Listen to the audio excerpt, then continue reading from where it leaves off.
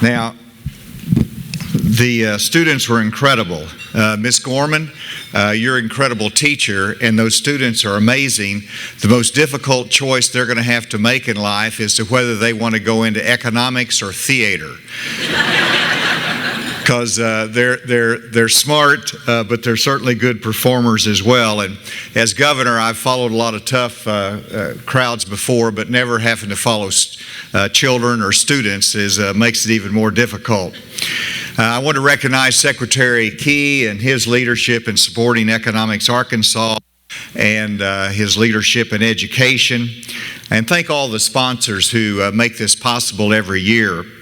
You know, as Randy mentioned in the introduction, that I've been blessed in a lot of different positions in life, and particularly when I was in Congress, DA, Homeland Security, I had to travel overseas, and so I was able to see America from a lot of different angles. And now as governor, I continue to learn and to see what America is about and what is unique about America. And during that time, what I have come to appreciate is that the American story is unique and it is inspiring to the world. Our story in America is about hope and dreams that any person can succeed through their own hard work, risk-taking, and creativity. That is the story of America. It is about the Sam Waltons. It is about Bill Dillard. It is about Charles Murphy. It's about J.B. Hunt. But it's also about my dad, who started with a watermelon stand that became a successful grocery store. That was a dream of his. It is about the couple I met in Fort Smith yesterday that had the idea of Fort Smith Coffee Company, and they are pursuing their dreams. My dream when I was a young lawyer was to have Bentonville's first FM radio station. And all of you know my public side of things, but I tell you, there's not a greater joy than starting a business from scratch, getting the license, putting the tower up, building the studio, and hearing that station go on the air for the first time. A new business, exciting opportunities. It's a dream that comes true. The American story is about the pursuit of success based upon the premise they will all have an equal chance to pursue our dreams in this great country. It is about our love of freedom, the dignity of work, and the belief that hard work should be rewarded. And because we have such an American story, people from all over the globe are working every day to get in here and to share the adventure, to enjoy the freedoms, and to dream their own dreams. That is the America that I know. It is the America that's based upon the free enterprise system. And that brings me to Economics Arkansas, that teaches our young people the history, the importance and essence of our free market system. Everyone had a different experience in economics, in learning how to run a business or learning how to keep a ledger. For me, it was when I started the lawn mowing business, whenever I was in grade school, junior high school, and my mom's part of it was to give me a ledger.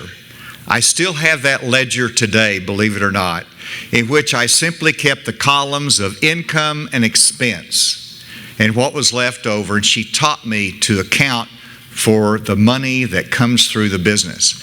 Now, my dad taught me another lesson. He said, son, I'll go out and I'll buy you a lawnmower so you can start your business, but I get 25% of all of your lawn mowing to help pay for this lawnmower. There's no free rides in the lawn mowing business in my dad's house. And so that's Economics Arkansas. That is the free enterprise system, and we need to start young. Today, that free market system is being challenged. There is the threat of increasing government interference with business. There is the challenge of government mandates, regulations, and controls. But in Arkansas, we have a different story and a different view as to how business is run and how they're essential. And yes, when we came through the pandemic, there was a national debate. Is your business essential? Is your business a non-essential business? And I would get these letters from businesses saying, Governor, declare us, please, we're an essential business. And I threw all those letters aside and I said, every business in Arkansas that provides a job for a family is an essential business.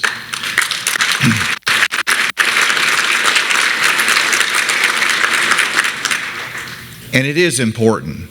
And because of that, we recover very quickly.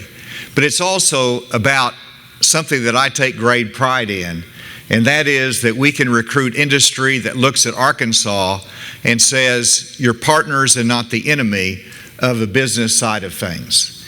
And whenever you look at U.S. Steel that made their announcement, I loved my personal conversation with David Burritt, the CEO, and he said, Asa, we will build this $3 billion facility, the state-of-the-art steel facility in Arkansas, before we could ever get permitted to even start building in Pennsylvania. And that is where the free market system can be in jeopardy. That's the reputation that we want to have. And whenever you come to the jobs that are created in America, sure, we look at the big businesses, but we also have to recognize that small business and entrepreneurs come from the families with a dream. 64% of all jobs created in the U.S. come from small businesses. And that's why yesterday I was so delighted to be in Fort Smith for the opening of the Center for Economic Development. That was downtown.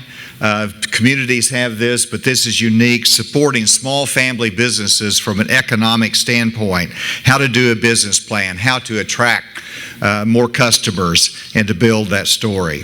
And so in Arkansas, we believe in Economics Arkansas. We believe in the free market system. We believe in the private sector growing more than the government sector. And we believe it starts with that next generation of young people that we saw up here today that understand work and the dignity of work and the reward that comes from it and the investments that can be made, the risks that go with it, and the reward that comes with it. Thank you, Economics Arkansas, for what you do. Thank you.